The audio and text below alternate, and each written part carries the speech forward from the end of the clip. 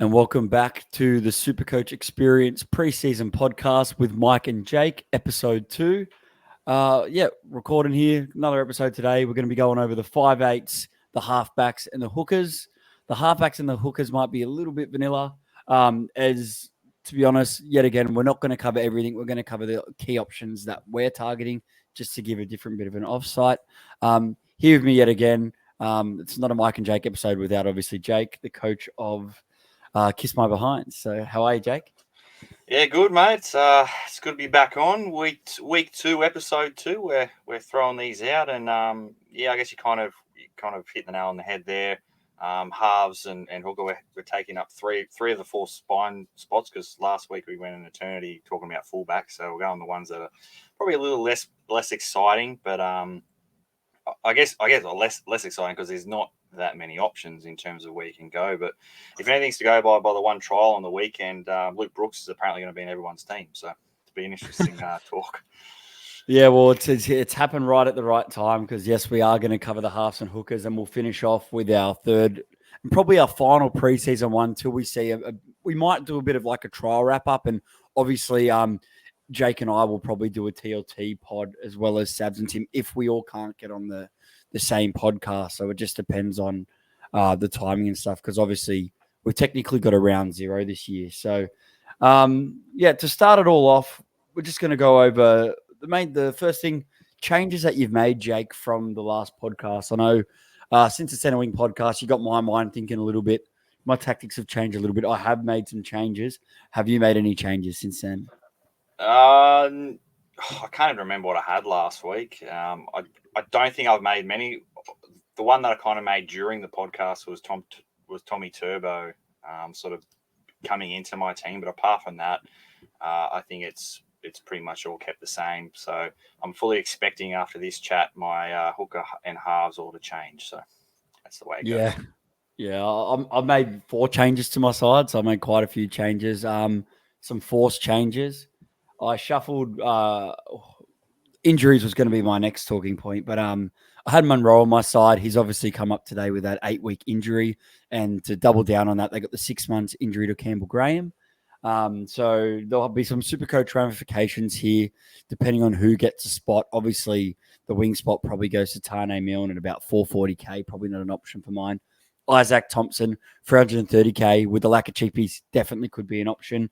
And probably the third one is if they use somebody else. But I realistically think it's going to be one of them. And I think Isaac Thompson might be the lead runner. And at this point, I have brought him into my side just as like a third placeholder kind of thing. And obviously, that's just because I don't want to have Bronson Sherry. So he can easily go to a guy like Bronson Sherry or 2 or Ben Travojevic, as some of these guys get named. I guess I just want a bit of a placeholder that's got a chance at playing around that 330-ish price, so it's not going to be hard for me to jump off or go down.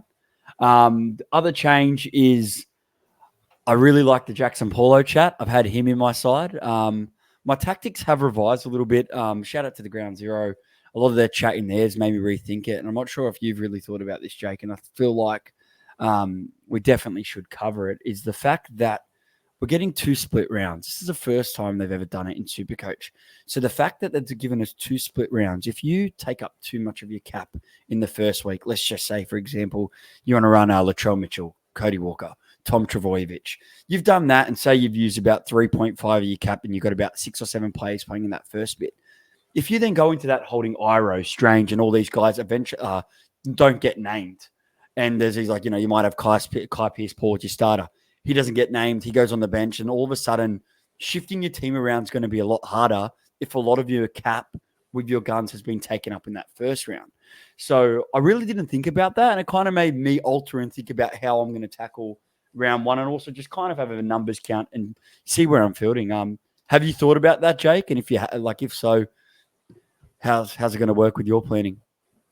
Yeah, I mean, you're probably not as much as I should. I guess it's a pretty valid point. The fact that we're going to have, I guess, a rolling trades, but you can't trade out the blokes that have just played. So it's a wide distance, and we don't know who's going to get picked. So yeah, it is something to kind of weigh up. If all your premiums are playing that first round, and you're kind of banking on, like you said, all these cheapies, and they're not getting named.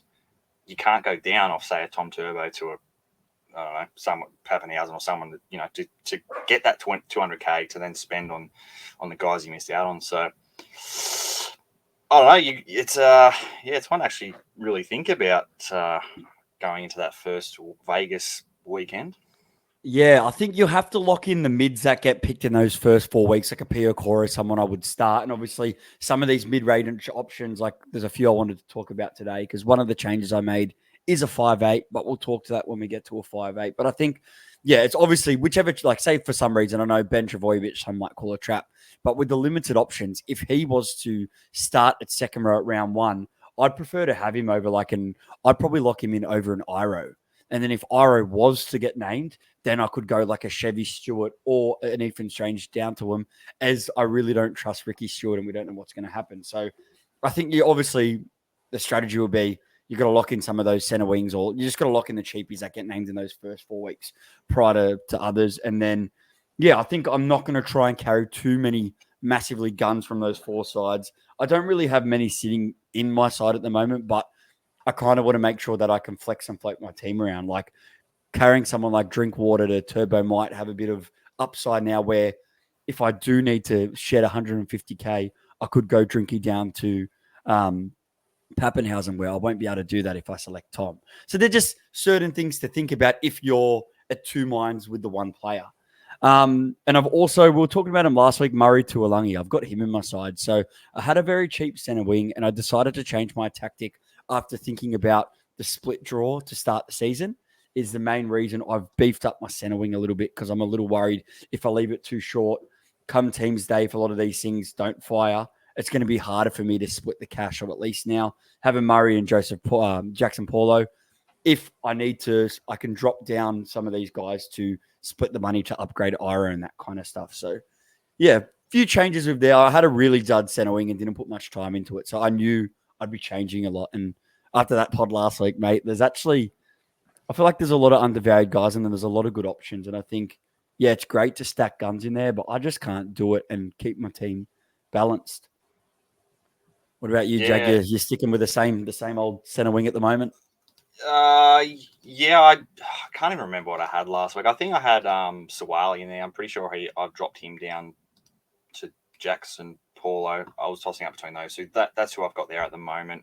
And I guess having leftover cash, like we we're kind of saying, to be able to get rid of these Eros, these Chevy Stewart, if he's not named, is going to be kind of key. And I guess if you've got all cheapies in there and they don't get named, you have to go up. So it's going to be quite difficult if you don't have someone to, I guess, be the fall guy in that situation. But I mean, center wings. I know you went cheap last week. And I've got a few, I guess, those value mid guys who we went over quite a few of them last week. Tyrone Munro was one of them who's now gone, but I guess that frees up some spot. But yeah, it's kind of interesting about how we kind of set up our teams, and like we've kind of only just talked about that we've got a round 0 into a round 1 that's going to add a bit more fire into the flame. Yeah, 100%, man. So it's going to be very interesting leading in. Let's go through our first cab off the rank, which is 5'8", which I think we'll spend most of our time. Actually, before we do that, just a reminder to the guys watching this live, this is pre-recorded, so we're not going to be out to answer your questions live. So don't forget, when we obviously start from round 1, we will be able to do that. And with the 2 split rounds, we'll be obviously going to be doing 2 wrap-ups, although we'll be wrapping up after 1. I'd say with the Sunday, we'll be wrapping up on a Monday, as some of us might be going to that SuperCoach thing, which I'm sure Sabs will talk about on his pod. 5'8", very interesting position. It's probably been one of my most changed positions, just based on ownerships and stuff like that. My first pick guy, which he's 17.5% owned, has actually dropped about 12%. So one of the reasons I first dropped off him. Very popular option because they've got the good draw. It's Dylan Brown at 780K. 17.5% owned, as I just said, very good starting draw. Does cost an arm and a leg. They got something to prove. They got a bit of the comeback. He was my first picked 5'8", but just to kind of beef up other positions, I just can't seem to fit a Cleary, Hines, and Brown and the 2 gun fullbacks. So it's like if I was to run Brown, I would have to drop the 2 800k plus fullbacks, and I'm just not willing to do it at this stage. Although there's going to be a nervous watch at the start not having him. Jake, do you currently have Dylan Brown? I'm kind of in the same boat as you. He was one of my first players picked. Just the way that he kind of, not saying that, but he really hurt Para's chances last year with his dumb moment costing 8 weeks and all that. So I think, yeah, he does have a thing to prove. I think Para have a thing to prove. And I think he's probably the most consistent 5'8". In terms of scoring, he's got like a 50 base, heaps of attack. But again, it's the kind of fitting him in and around your team. If you can go down to someone, then it's, I guess, a bonus. I've kind of been tossing up maybe a bit of Cameron Munster. With the 5'8s, I'm not too keen on kind of any of these mid guys. We've potentially lost Jaden Campbell for the opening rounds, which is kind of a bit of a hit on that mid value guy. I don't see too many else in there. So I think going a gun, locking down 5'8", and not having to really worry about, like I said, a few teams out there going really cheap, having 2 cheap 5'8s, and I'm like, you're going to be banking 30 points each week and not being able to move off them for a while. So I think my move is either going to, it's pretty much Brown or potentially Munster. Annoying that he has an early buy, but I think going a gun early is what I'm thinking of doing. What about you, Mikey? You seem to be in the boat of going a gun 5'8". I'm glad you're thinking that, because I'm the total polar opposite. The more I've thought about it, I think there's a lot of mid-ranger guys that people are sleeping on because they think they need a gun, and I don't think you need a gun. Look, I wouldn't steer anyone off selecting Dylan Brown or Munster, because I did have Munster in my side last week purely because of his ownership. His ownership is absolutely ridiculous. It's at 7%. What scared me off Munster was the early buy compared to some of these other guys. And the main thing is shit, I needed to beef up my center wing. It's going to be a problem. Easy to shift 200k and take a mid-range of 5'8". I'm going to take a mid-range of 5'8" that I think is going to score well. And the main reason I want to do this tactic is I'm not picking KO weeks. I know Sang suggested on his podcast saying he was the number 1 best cheapie they have in SuperCoach at the moment. Couldn't be more wrong. I think they're going to struggle. There's going to be lots of changes in the Raiders side. And I just, Weeks struggled to score at fullback for Manly, even when starting. If I'm wrong, it's not going to be hard for me to go out and purchase him. But I really don't think he's going to be an option. Look, there's a lot for us to talk about. But firstly, Dylan Brown, I guess if you have him, you can just, everyone that doesn't have him, I'm going to be looking to get him at some point. But as I said, you've got to kind of balance your team if you're carrying all these other guns. And the fact I'm running 2 gun halves is why I want to. So the Eels, we already talked about their draw. I think if I could afford him, Dylan Brown, number 1. Munster definitely at number 2 at that 7%. Going on, we say it all the time. I think he has a lot to prove. He said he was very disappointed with how he went last season. Price at 728. If I were going to pick between the two of them, I was picking Munster because just the extra 50k and it's 10% less ownership. Yeah, the ownership. But let's swing to the mid-ranger that I currently have. I'm actually quite surprised to see his ownership. It's a bit higher than what I thought. I've gone down to Ezra Mam. Now, I know you might think it's a bit of a crazy pick. 21% of coaches agree with me. He's not locked in. We did kind of briefly discuss Jaden Campbell, but I wasn't really keen on him. I really wanted to see how the Titans go in that injury niggle. I just put a red line through him. Ezra Mam, 532. The Broncos do have a pretty tough draw. We have already previously discussed that. They start with the Roosters, Bunnies, Panthers, Cowboys, and then the Storm. But they don't have a bye till round 13. So you get almost 12 rounds out of the Broncos.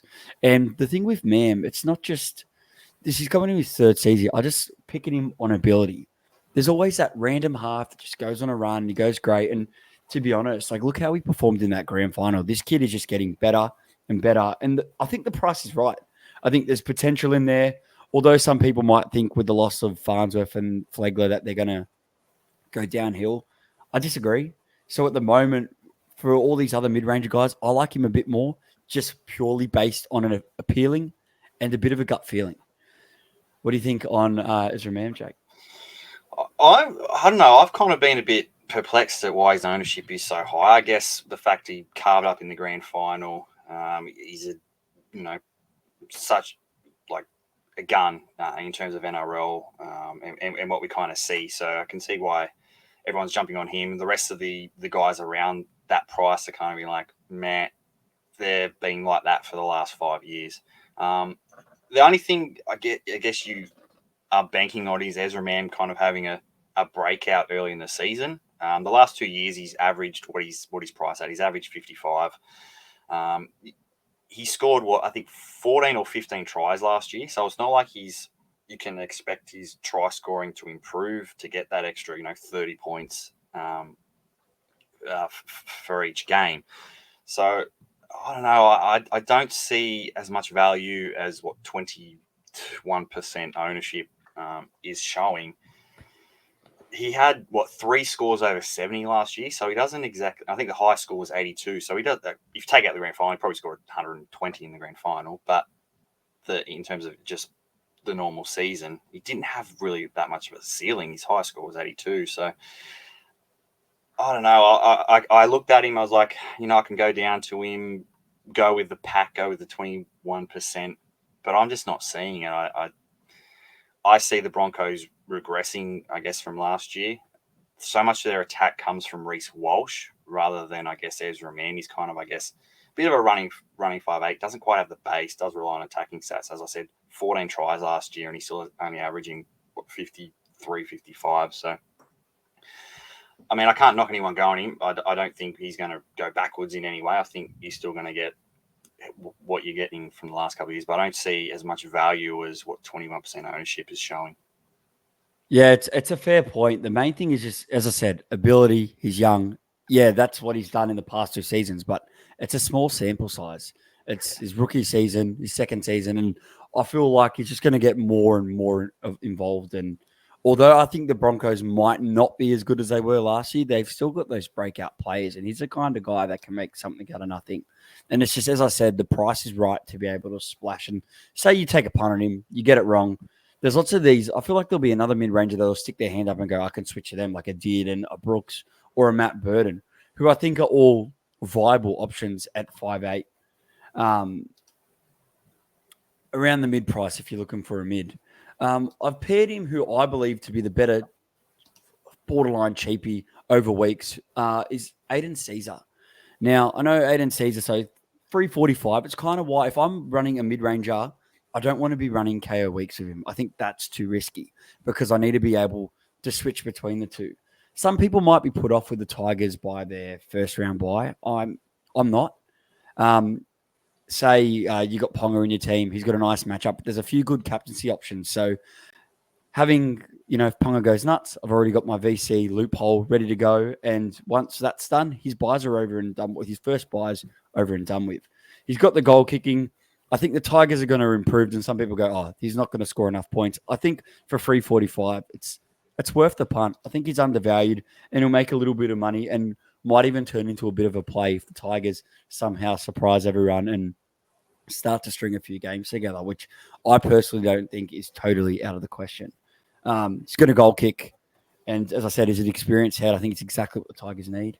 What do you think on Aiden Caesar, Jake? Yeah, I don't mind Caesar at all. I mean, I definitely prefer him over KO weeks. I think job security wise, it's just forking over that extra, I guess, 140-ish K or whatever the difference is. But yes, I think the Tigers are going to be a very attacking side. Benji's in there. He's going to put his own spin on it. We saw what the 2005 Tigers did. They just attacked, and their thing was, we're going to score more points than whatever the other team scores rather than trying to defend it. So I think they're going to be high-scoring games for Tigers, and as a halfback goal kicker, potentially goal kicker, we don't know if Coruscant or someone else goal kicks.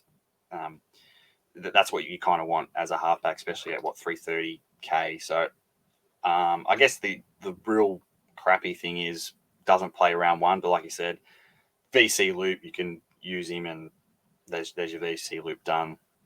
I much prefer him over a lot of A lot of people going Kyle Flanagan. I much prefer Caesar over Kyle Flanagan. We've seen plenty of years of Flanagan. He won't be goal kicking.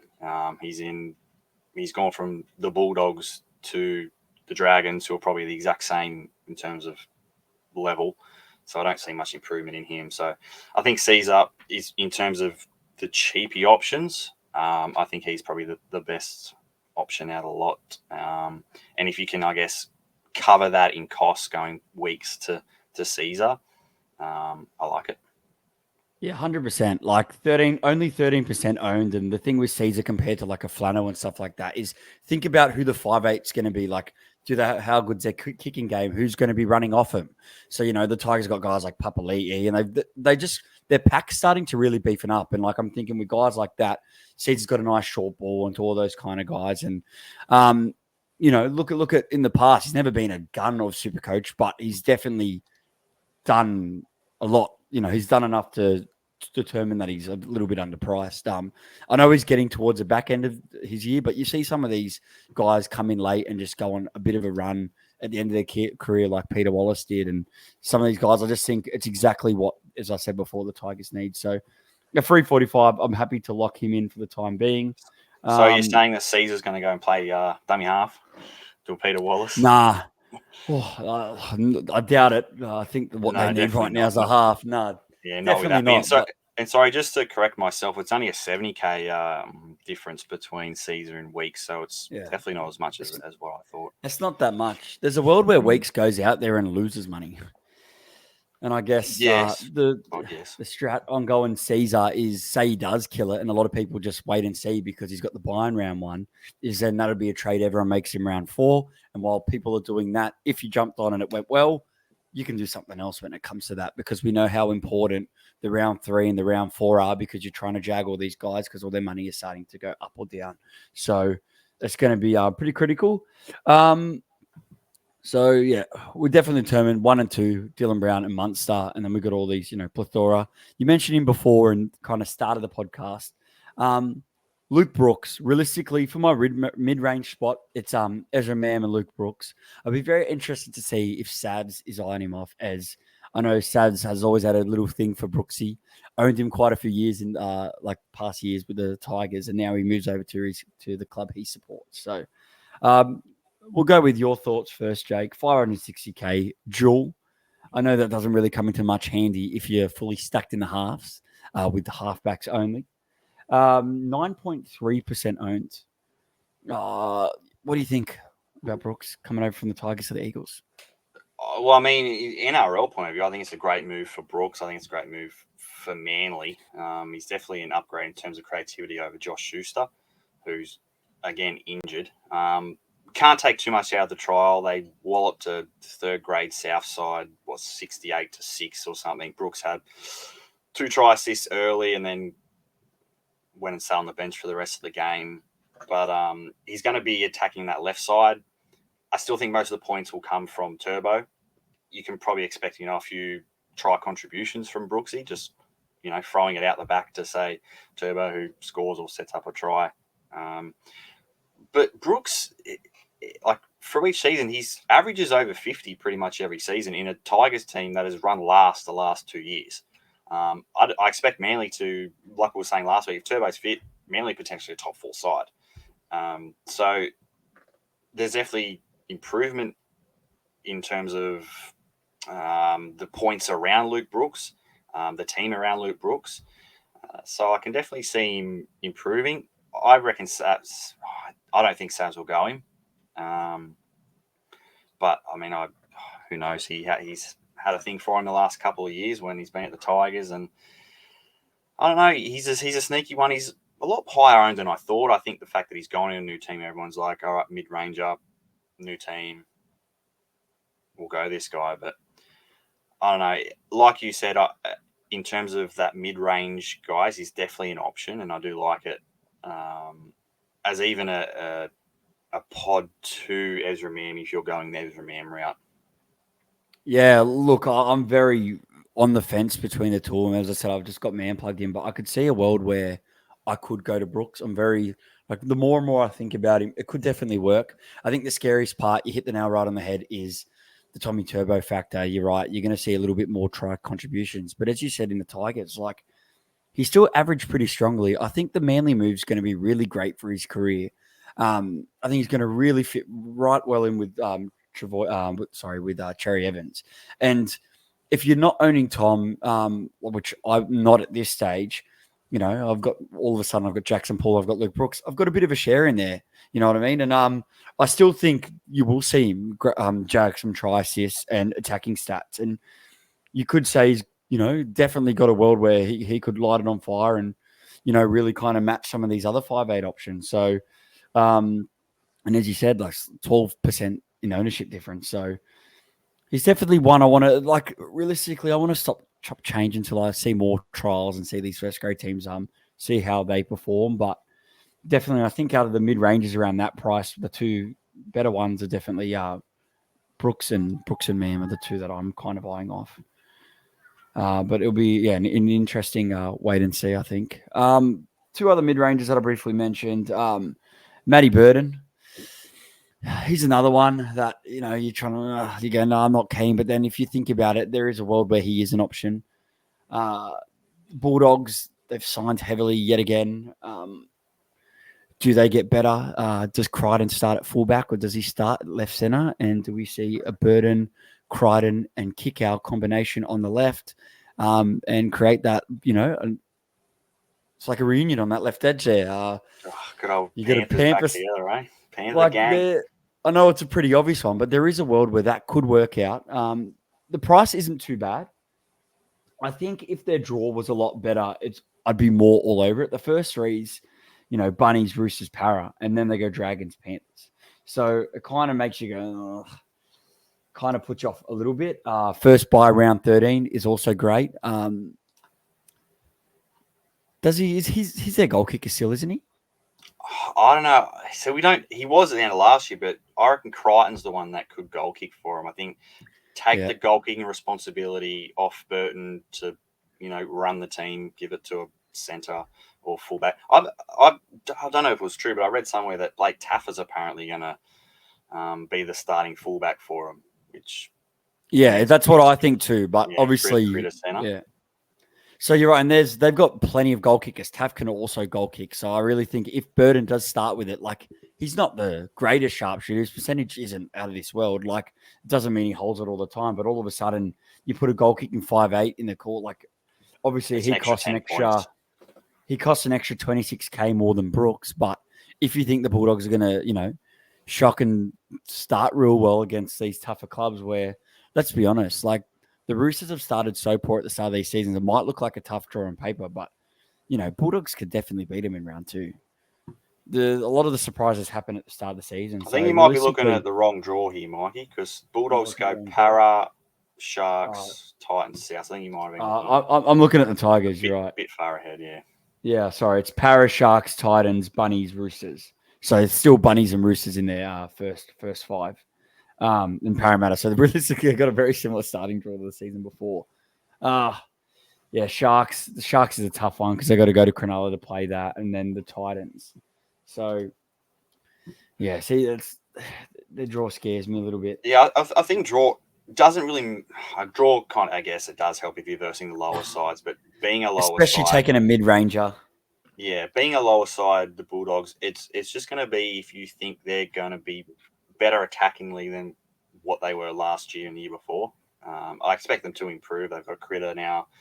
They've got a bit more, I guess, games under their belt of some of these players. So I think the Dogs will be better than last year. I don't expect them to be setting the world on fire, but Burton definitely is an option around that price. But again, I think I'd prefer, even though I was kind of knocking him before, and Ezra Mann for what, 50K less on a much better side. Which is my thought process. Just we've seen what Mam can do with the side that he hasn't, you know, even though the Bulldogs have signed pretty well, I do expect the Broncos to be a bit ahead of them. So, yeah, I guess you'd probably rather a team that you think is going to perform a lot better.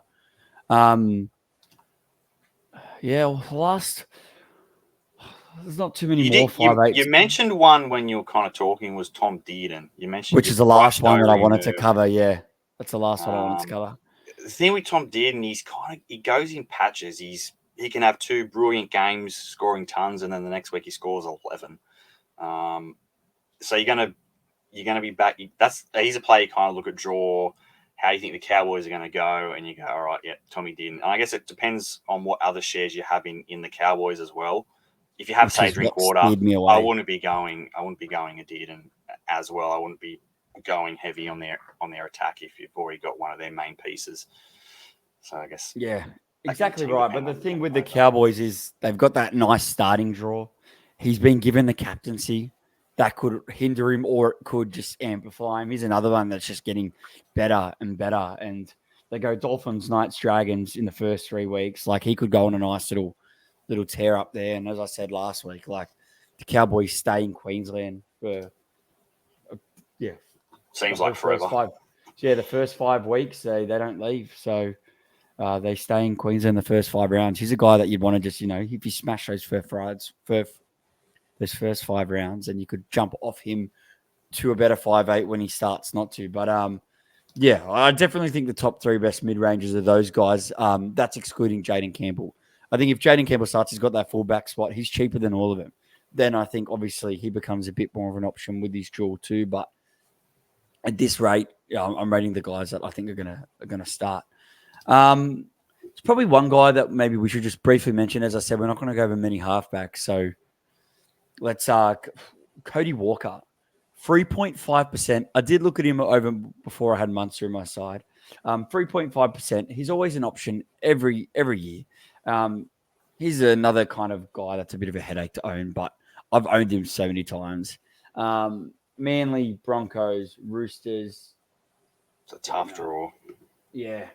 And I read somewhere that he's in a bit of injury doubt for round 1 as well. The Bunnies, I don't know what's happening with their preseason game. I think he'll be fine. I think he'll be fine to go. Cody. Yeah. But yeah, he's a player that he always finds. I always seem to get him when he's kind of seems to be at his trough, like his bottom price. Just get him before he's on that run. So I'm hoping to hopefully do the same this week. I won't be starting with Cody. They've got a tough run south, so I'm happy to try and wait for him to, I guess, plateau out in price and pick him up when he's about to take off. Yeah, which is an interesting point. I guess it just depends on which teams decide to perform, but he's going to be an option at some point. And if you wanted to think, Bunnies are going to show redemption, they're just going to come firing, which realistically, you could see him. They could win the Manly game. If they start really hot, they could win. I could see him winning all first 5 if they start on. And if they do, Cody Walker's going to be on fire. But you see too many times where if they get bullied by the other side, then he's going to have a really low score. And at 700K, if you're deciding to do that and you're taking 2-gun halfbacks and the 2-gun fullbacks, you're leaving another position short. So that's the main reason why if I'm going to start with the gun 5'8", it's going to be Walker. It's going to be Brown or Munster. But I have a bit more faith in those guys. And I guess with going Cody, what we kind of mentioned at the start of the show, he will play in that round 0. You won't be able to downgrade him to make money for the rest of it. And he was kind of someone that you can, I guess, sacrifice, go down to Ezra Mann, or can't go down to Ezra Mann, but say, not many options, actually. They all pretty much play around that first in Vegas. You've got Mann, Brooks, all play there. So, Burton did, and whatever. If you want to downgrade it, you won't be able to because they'll be locked in. So you have to find your money. The only difference is I'm happy to start with Mann over a guy like Walker because it's 170K less. So you're still. That's why I don't mind like the mid round. I'm not saying don't start with these first 4 teams, of course not. But I just mean like that's a perfect example there. 700K for Cody Walker, Ezra Mann, like you know what I mean. I'm not really gonna look to drop my mid range 5'8" the next week. Yeah, I'd only might think we shit. I should have upgraded him. But let's move on from the 5'8". As we do, the whole thing's been plugged the whole time. The overall code, jump in 281-645. I'm not 100% sure what the prizes are. I'm sure Sabs has announced it or will announce it. We'll get that information for you guys next.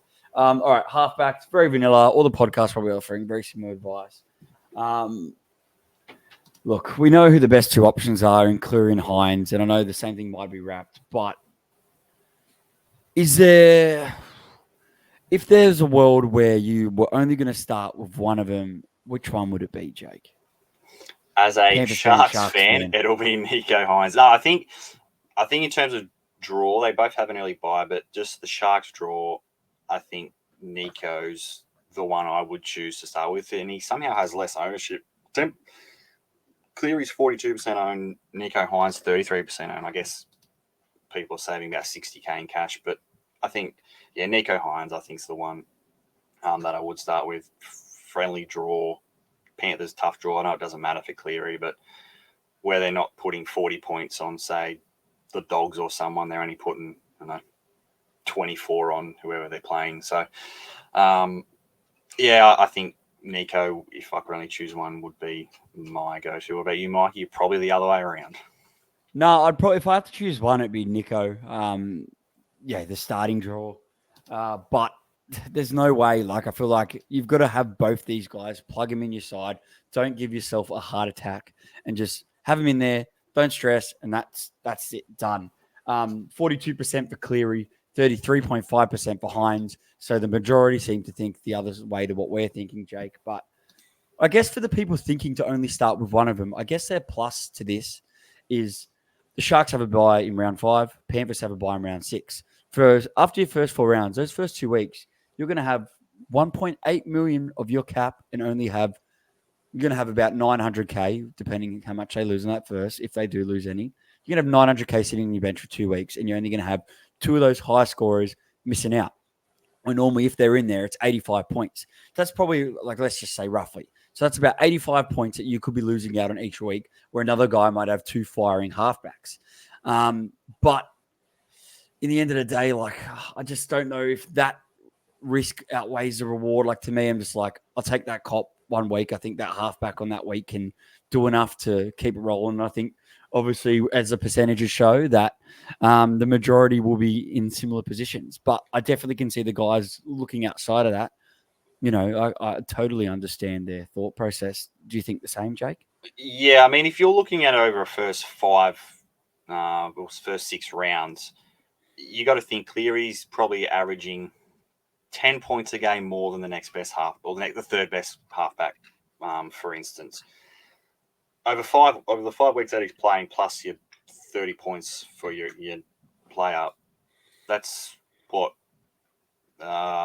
like 50 points plus whatever the other guy's getting.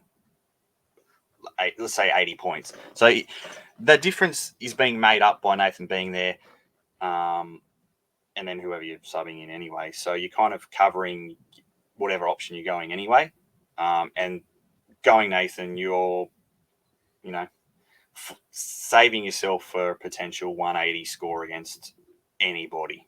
And I guess the same thing for Nico Hines. They're both players that can go 200 plus. And by having them, you're avoiding, like you said, the nightmare of having to watch them. Exactly. So that's why, realistically, in here, these are kind of mine. As I said, mine and Jake's. We're not going to really dive into the rest because I think you'd be making a grave mistake if you don't have these 2 guys. But let's play, the other side of the coin here. If you were going to select another halfback, who are you selecting, Jake? I would go, if my 5'8" was not Dylan Brown, would go Mitch Moses. I like Para's draw, 220K less. Kick skulls.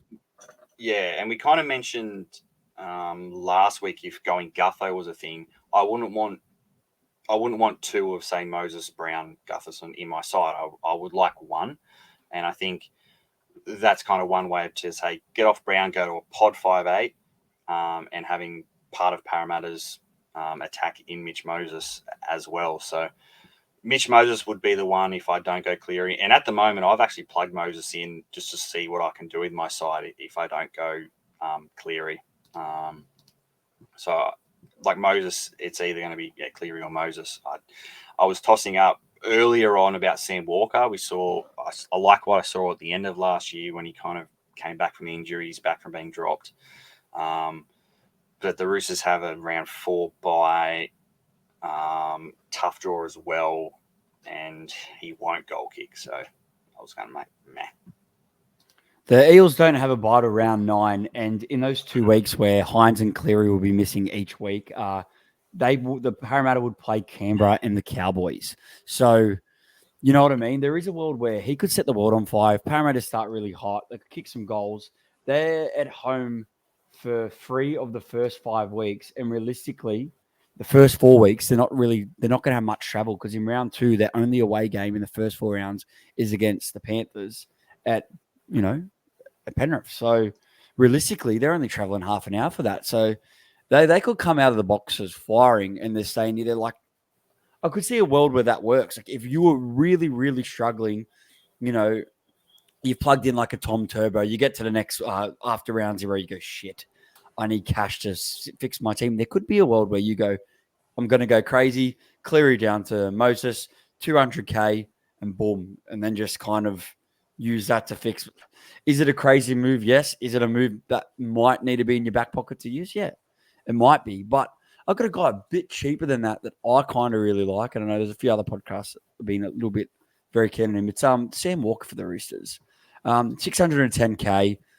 Had all that debacle last season where he's dropped. I think he's way past that. I think this is going to be his breakout year that we've been waiting for. Roosters, obviously, they're one of those teams that do start in the round 0. But, they start off with the Broncos and they go Manly, Roosters, Penrith, Bulldogs. They don't have a bye all the way till, if I'm right, I think it's round 14. Yeah, 14. Yeah, I think it's round 14. So it's a pretty late buy for Sam Walker. If he's not in the Origin, he's going to be able to help you for that first buy. I can see a world where he's an option. Don't really think he's going to lose too much money at that price, and Risk got a really good side. I'm not sure if he'd be on Dominic Young's side, but we don't even know where Dominic really... Young's going to play. That's the thing. We don't know if he's going to go left wing, if they keep Tupou there, if he plays centre, if he goes right wing. Yeah. Kind of don't really know the Roosters' makeup of where Dom Young fits in. Yeah, because one of Billy Smith, Young, or Tupou don't have to make it. And to say, after them re-signing Billy Smith this week, I'd see a world where Tupou doesn't even start, which I know is crazy, but it really could be the choice. So they've got a very good backline, and they're gonna have to leave one very good guy that will get a start in most other sides out. So I do like Sammy Walker at that price. Sean Johnson, 793,000, 6% owns. That is a very expensive. Like he did amazing last year, and I don't think he's going to regress. But if I wasn't starting Cleary, I prefer to bank myself at least 200K and go 200 to 300K and go one of these other options. If I was going to be crazy and not do that, I want it to really help my side, which is kind of why I might not go with Johnson. What do you think about Sean Johnson, Jake? Yeah, I don't see him repeating of how good he was last year. I think he's definitely overpriced. And again, like we kind of said, I'd rather spend an extra 100K and go Cleary, or get an extra 100K and go someone, Moses, or even 300K and go down to Walker. Johnson's. I don't really see him as an option at all for me. I see the Warriors not being as good as they were last year. I think I said similar things last week. So I think going their halfback, I mean, he's really getting on in age. He kind of wound up the clock last year, but I don't see the same thing from him this year. Yeah, totally agree. I'm not going to really spend much on these guys, but Jerome Hughes and Daly Cherry Evans, both under 2% owned, and then both Cherry 782,000. Hughes is 722,000.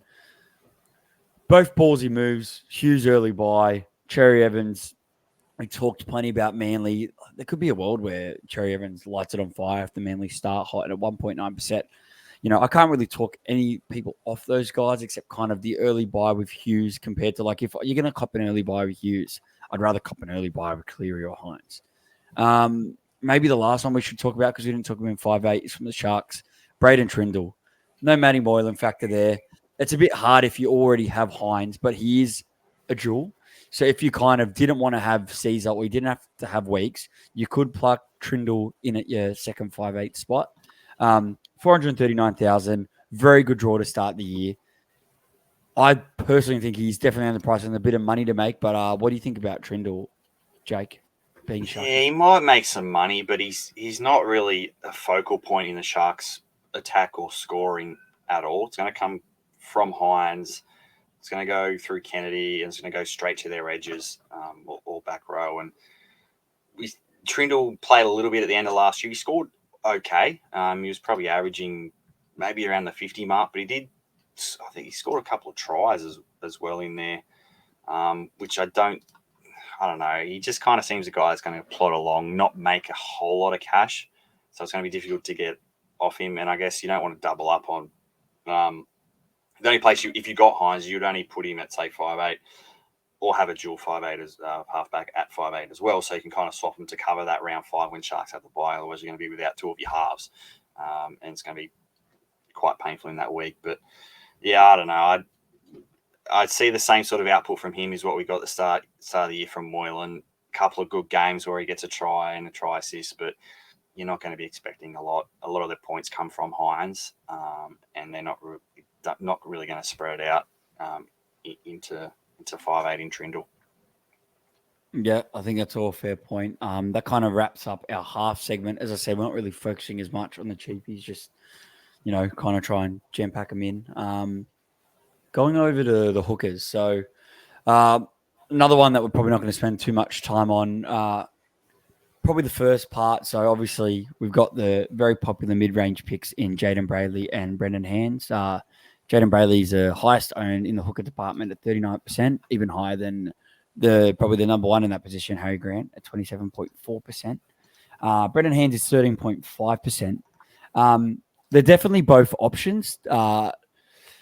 Brayley, obviously, we don't know if he's going to start over Phoenix Crossland. How many minutes is he going to play with that? I think you've got to have one of them, obviously.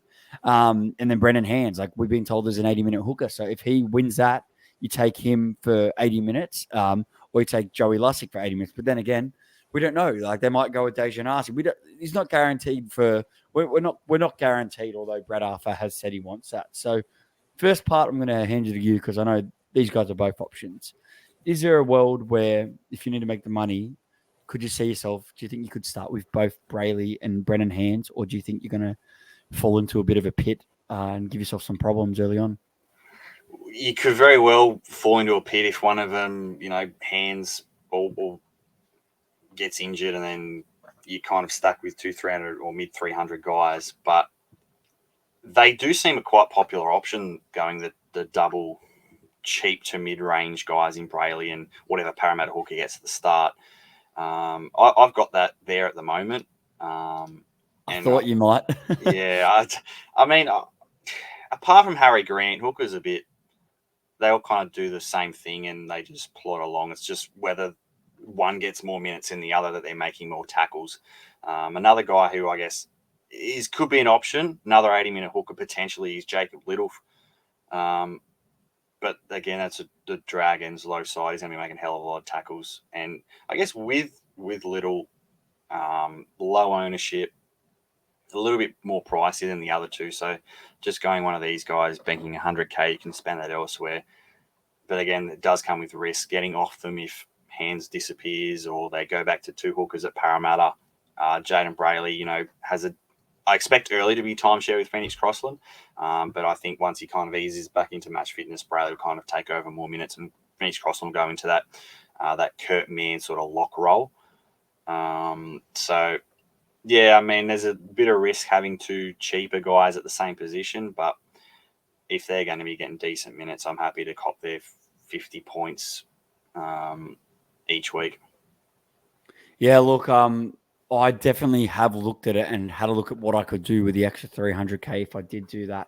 But I've just got to, you can't leave yourself with too many traps in each positions. And if I'm taking risk with a mid-range 5 and all that, it's kind of why I just want to plug a gun in there. And I really had a look at it. I did have Harry Grant for some time, and we're not going to really dive into Harry Grant because he's definitely the best hooker option. And if you just want to not worry about your gun hooker spot, grab him. But on the flip of the coin, my hooker, 12.3% owned, not surprised, 639K, Jeremy Marshall-King. And I like him so much. Like, to be honest with you, it's the main reason why I'm not rubbing the double hooker combos, because I think the Dolphins are going to come out firing. They've got Cowboys, Dragons, Titans, Tigers.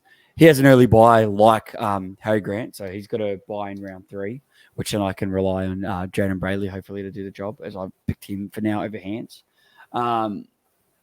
But yeah, I like Jeremy Marshall-King. Got injured last season. We saw what he could do had such a focal point in there in attack. And as while their halves are still getting, I think he's going to demand the same thing. He can play 80-minute hook, like 80 minutes at hooker, and I still think his minutes are going to be good. I think he's going to get better and better.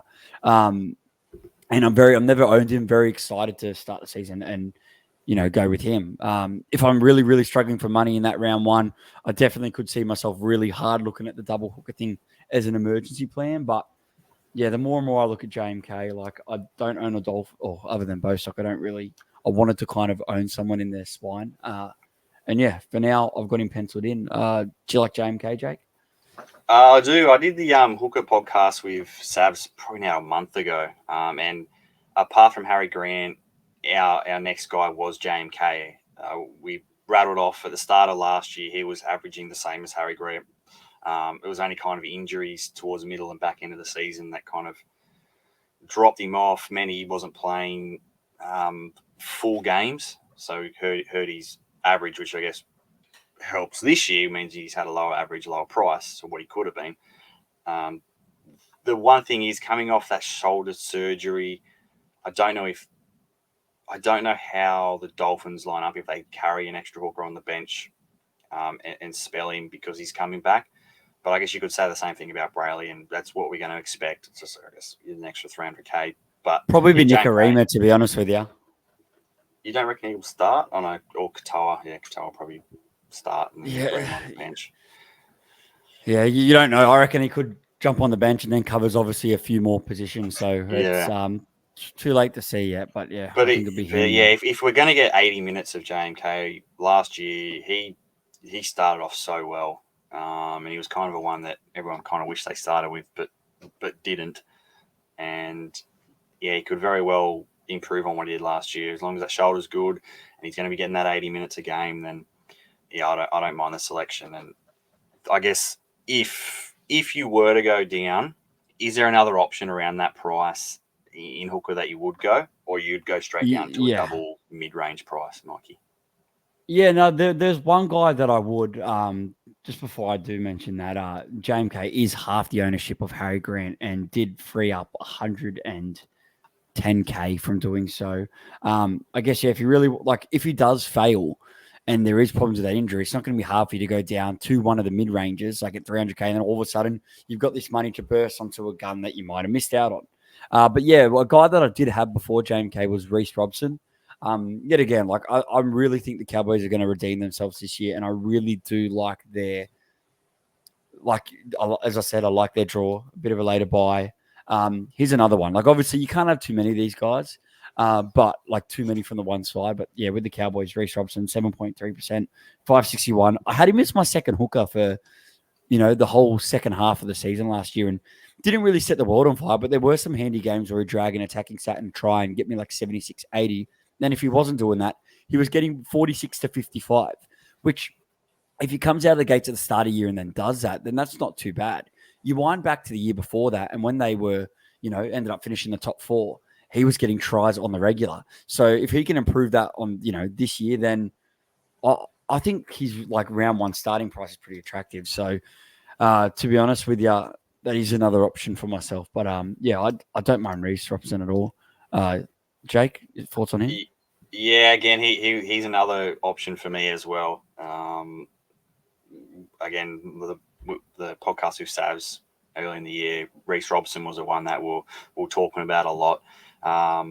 2 years ago when the Cowboys went well and were flying, and he again was getting the attacking stats. He was averaging 64, 65 points. Down in that last year, mainly because of those attacking stats drying up, the Cowboys not being as good. So he's, I guess, 10 points down on that because he only finished at 55 average. So he's definitely got points and prices to move. So that's why I kind of like him, because we've seen in the past he's done it. And I expect the Cowboys to be better. I expect Reece Robson to be better as a result of that. So, yeah, Reece Robson, if I was to go a more expensive option, I'd probably go Reece Robson over a JMK. Just because I guess it saves me a bit more money, where I think although JMK probably has a bit more of an attacking upside, I think you're kind of going to get the similar from him in the first couple of rounds. Yeah, he also obviously doesn't have a bye all the way till round 16, which is quite crazy compared to JMK that has a bye in round 3, and when he has a bye in, I think it's round 3. Yeah, the Cowboys play the Dragons, so against his old club. So like they're little things to take a note of, and if you probably compare the two of them in round 5, I definitely could see a world where Robson averages more than JMK, especially because he's going to have the extra round in there, and you could save 79K by doing that, and also that's 5% in ownership difference. And now after kind of going over that, that's like one that really goes shit. Maybe I flip back the other way. Like, you know, now, like when you think about it, there is definitely a world, and it'd be if you're banking them to start hot, and if you really think that, you know, if like just we've seen what they could do under their first year with Todd Payne, and if they can get back to that, then a lot of these guys can do that. Like I think guys like Robson and Ruben Cotter, like there is a lot of Cowboys I'm eyeing off, and realistically, the main reason I've got 3 Cowboys as it stands. I think that's my limit. I'm really hot on the Cowboys, and it might not be a good call, but I see a world where it is a good call. So that's kind of also why I've spread to James K at the moment. But I think that's kind of where I'm going to leave it to trials. I think it's important just to see a bit of the trials. Look, I know we could sit here and, like, you know, start rattling off any options all day. I'm not really keen on Damien Cook or anyone. I'll probably have one more that I'm happy to talk about, unless you've got one, Jake. We'll see who you talk about for whether it's the same one I'm thinking of. He's on the round. I don't want to talk about Cookie too much or Reed Marnie, but I guess there's a world where Reed Marnie is. Oh, I don't. I got him Burn last year. Jihad. Yuck. Yeah, Apathy Coruscant. Never seen someone miss so many tackles. It'd be hard to start with someone like Coruscant, 572K on the buy as your main hooker, but I definitely think he's someone that you should pin to your interest board and just keep on that radar, because I think that price is right. And if this Tiger side starts to do a lot better, experienced head in the halves, Coruscant can maybe, you know, just play a little bit more how he wants to. Where last year he was one that was constantly, you know, getting him, always trying 100%, even in the games that, you know, they were getting smashed. So now having someone like Caesar might really help his game. There's a world where, you know, Coruscant might be an option at some point to jump off one of those mid-range, you know, like a Brayley or something at some point. So 2.7% owned, yeah, definitely can't start with him, but I think he's someone, some of these Tigers you've definitely got to have on your watch list to look at to bring in before round 4 if they go crazy. Do you tend to agree, Jake? Yeah, 100% agree. You've got to watch some of these guys, and I guess the annoying thing is the Tigers do have the round 1 bye, because otherwise a lot of them could really be options, pretty much most positions. So now the one guy who's got all right ownership, who I'm not keen on, but a lot of people seem to be. He's the 6th most owned. Is Brandon Smith. Are you burnt from him last year? You're done with the cheese. I'm burnt with him, and I haven't really gave much like time to think about it. But there is a world where, you know, he's a bit underpriced. The Roosters were pretty flat last year. If he comes back and kills it, then you know what I mean. Yeah, then it could be really good, because he may be a bit underpriced, but he's still got Connor Watson on the bench, don't the Roosters? Like he'd been a number 14. Like that's kind of what scares me off there. I think he'd be a kind of guy where I could look to bring him in, or, you know, for a guy like you that's got, if you do end up starting with those 2 low end options, he could be a guy you could look to bring in if, you know, they're starting to fail, and just, you know, if they start to get you 35s and they're not getting any attacking stats, you're going to have to look to jump off. So these guys like Brennan Smith could be achievable guys to jump off and onto, because the upgrade isn't going to be too big. But yeah, the Roosters are interesting. I currently don't have one Rooster in my side, and I do think I'm going to want them at some point, but just at this rate, like, I'm very unsure with some of their options. Like, I think, you know, we'll cover it in the forwards. I'm definitely, if someone like Sia Wong starts and I like their bench, then I will have a Rooster. But at the moment, I've just kind of got question marks with, you know, who's going to perform in the Roosters, and I think they're guys that I'm just going to be getting ready to jag onto. But yeah, I feel like it's a fair shout for Brendan Smith. He's only 6% owned. It's just widely because everyone seems to be on your number 1 and number 2, where the other percentages are just pretty far-fetched. And what about Blake? Yeah, Blake Brayley. You got any love for him? Seems to you never think of getting him, but he just seems to plod along at an all right rate to, you know, scoring an Yeah, okay well, rate just from his defence, and he plays 80 minutes. yeah, that's what it is. He's one of the few hookers that actually play 80 minutes every single week. So I guess the thing is kind of on the Trindle thing, the attack doesn't really go through Brayley. Like without he can be a great attacking player, but the fact the Sharks just prefer just to shift the ball doesn't reward the dummy half. So you're kind of not getting as many attacking stats as you would say out of a Harry Grant, where a lot of attack comes from him. And I guess at Blake Brayley's price, there's kind of guys around there that offer a bit more potential upside over him. Because I think the Sharks are going to be what they have been the last couple of years, scoring a lot of points, beating the bad teams, losing to the good teams. So I think more of the same out of Blake Brayley. Yeah, that's a fair call. I think that kind of wraps us up. We're about 1 hour. I'm happy with that. So that wraps up our episode 2. Thanks to the guys that we got a few messages in that saying that they like the content from the first episode. So thanks so much, guys. We appreciate it. Kind of makes it like, pushing to come up with this idea and doing a second one kind of, gives you a bit of encouragement to, continue to do so. So we got one more to wrap up the rest of it, which will go second rows and front rows on the next one that we record. So hopefully next week. And then, as I said, obviously there'll be a bit more chat in these next ones with, how the preseason stuff are going. We got the World Club Challenge coming up soon. So I think some of these games, like a charity match or these ones, you might get a better indication of how some of these players are going as they'll be starting to field some stronger sides. So looking forward to all of that. Yeah, thanks for coming on, Jake. Yeah, no, thanks. Thanks again, Mikey. It's good for us to get a bit of chat going, just like last week. And I know you're absolutely chumming it to bit for next week's one, talking about the second rowers. I know you're. I'm a guy of my mid ranges. Minis around there, you love it. Yeah, it's good. And to be honest, imagine how hard it would be if we didn't have all these mid range options. I think with the lack and plethora of cheapies, we'd be utterly screwed. So I think it's the way the world works, and it's the way SuperCoach works. So yeah, my team's looking very mid rangery, and I always said there'll be a year of mid ranges. And if there was a year that I'm ever going to kill it in SuperCoach and win it, it's going to be off the back of some excellent mid ranges. So that's why I'm kind of just going to roll with it. Like, you can't keep doing the same thing every year. Yeah, I rank top every year, but I want to go to the next level. So I'm willing to take risks. I've said this to a couple of guys. We both want to be the Tim Moody. We both want to be Tim Moody every year. I'm happy to risk it at the start of the season and fall into a hole and then recover, which I've been able to do before. I'm happy to fall in a hole and recover because there's a chance where these risks that you take and do something different one year might end up in you shooting up even higher. So it's what it's all about. Try new stuff. All right. Thanks again, Jake. And thanks, guys, for listening. And we'll see you guys next week. Have a good one. See you later.